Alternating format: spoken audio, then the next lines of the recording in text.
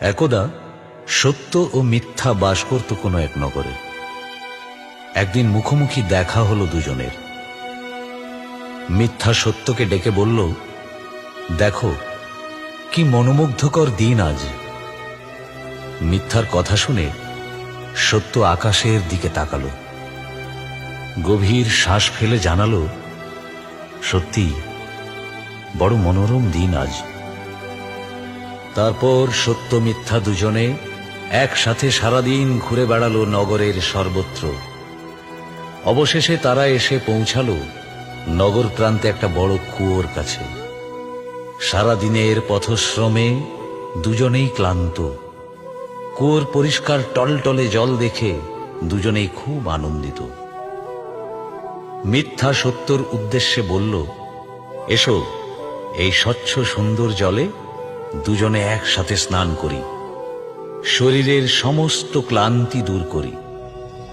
সত্যের মনে খানিকটা সন্দেহ জাগলেও জল পরীক্ষা করে দেখল যে কুয়োর জল সত্যিই খুব সুন্দর। তাই জামা কাপড় ছেড়ে কুয়োর পাশে রেখে দুজনেই নেমে পড়ল কুয়োর ঠান্ডা জলে, শরীরের ক্লান্তি দূর করতে। হঠাৎ মিথ্যা উঠে পড়ল কুয়ো থেকে। তারপর সত্যের জামা কাপড় পরে নিয়ে চম্পট দিল সেই স্থান থেকে। ক্রুদ্ধ সত্য উঠে এলো কুয়োর পাড়ে। তারপর নগ্ন দেহে দৌড়তে থাকলো মিথ্যার পিছু পিছু। মিথ্যা ততক্ষণে সত্যের নাগালের বাইরে। উলঙ্গ সত্য সর্বত্র দৌড়তে লাগলো মিথ্যার খোঁজে, নিজের হারানো পোশাক ফিরে পেতে। সারা পৃথিবী দেখল নগ্ন সত্যকে। লজ্জায় ঘৃণায় রাগে মুখ ফিরিয়ে নিল নগ্ন সত্যের দিক থেকে। বেচারি সত্য ফিরে গেল সেই কুয়োর মধ্যে। আত্ম অভিমানী সত্য চিরতরে আত্মগোপন করে রইল নির্জন কুয়োর মধ্যে, লোকচক্ষুর অন্তরালে।